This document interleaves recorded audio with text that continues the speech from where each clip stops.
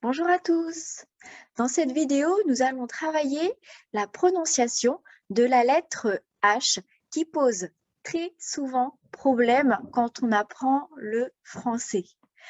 Pourquoi?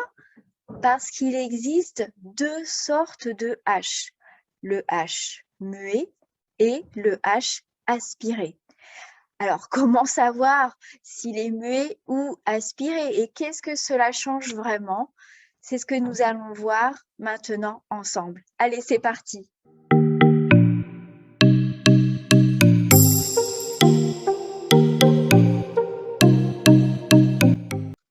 En français, nous avons le H muet et le H aspiré. Ce qui est important, c'est qu'aucun H ne se prononce ni ne s'entend. On l'appelle le H aspiré, mais il n'est pas aspiré comme en anglais. Ne cherchez pas à sortir un souffle de votre bouche. En français, on ne l'entend pas, on ne le prononce pas.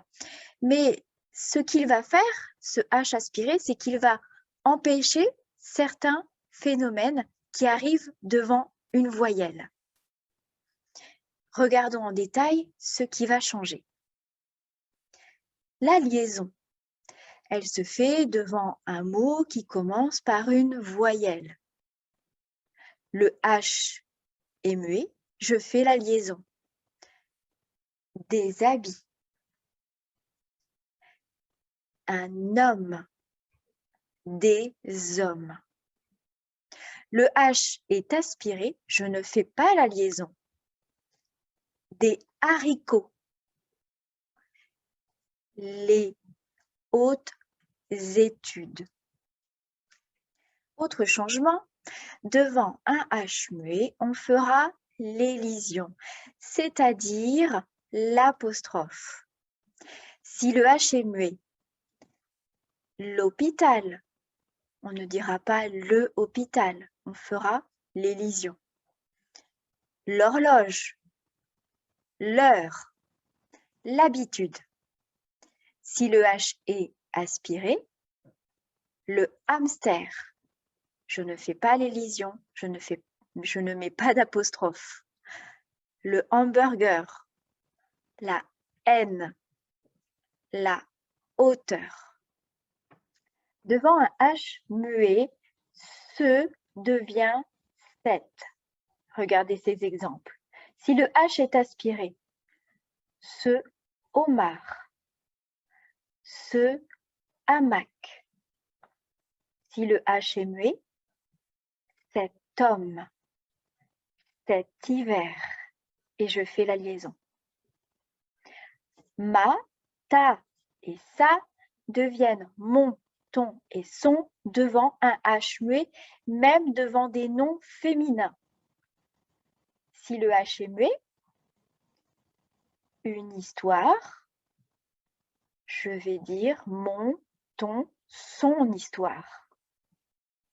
Un hôtel, mon, ton, son hôtel.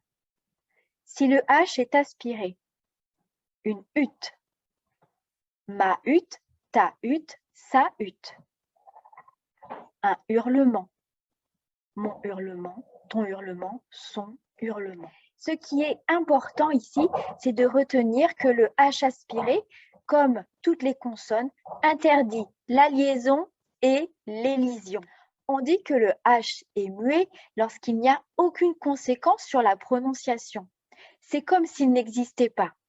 On dit que le H est aspiré, bien qu'on ne l'aspire pas, lorsqu'il empêche l'élision et la liaison avec le mot qui suit.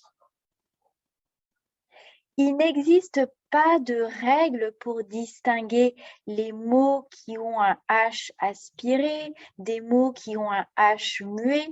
La seule explication vient de l'étymologie.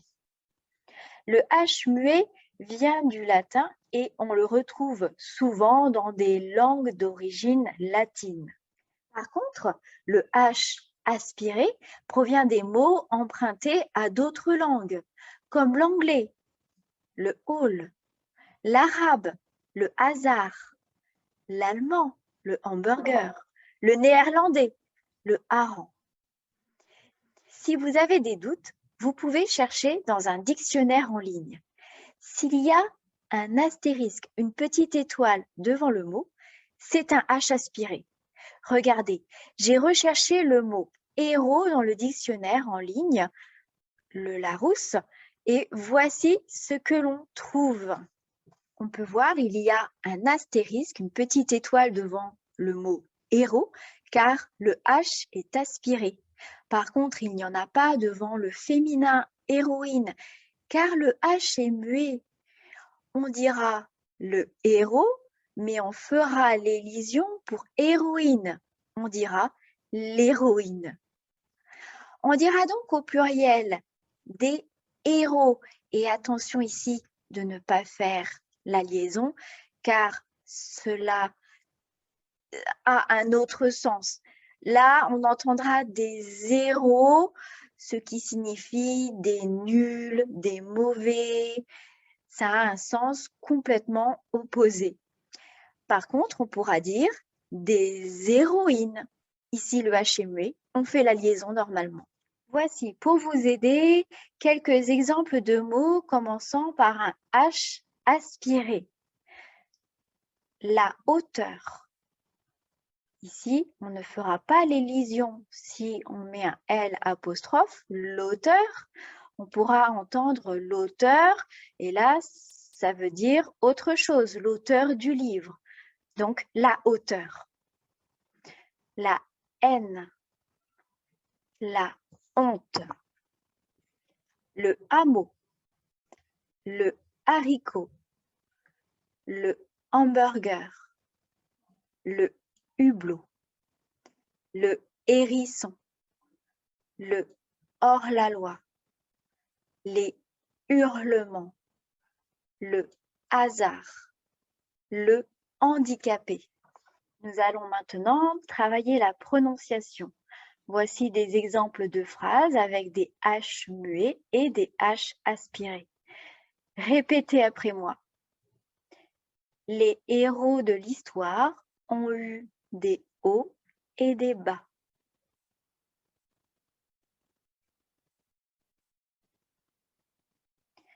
Les Hollandais arriveront demain dans le hameau.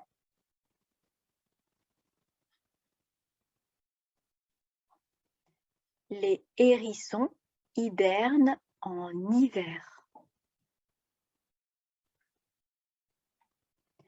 Ces étudiants habitent près de l'école des hautes études d'ingénieurs. Elle n'aime ni les haricots verts, ni les haricots rouges. Les habitants habitent sur les hauteurs de la ville.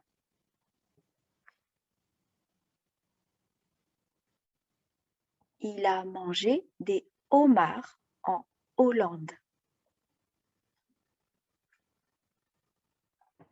Voilà, c'est terminé. Merci beaucoup d'avoir regardé cette vidéo. J'espère que c'est plus clair pour vous maintenant. N'oubliez pas de vous abonner à la chaîne. À très bientôt.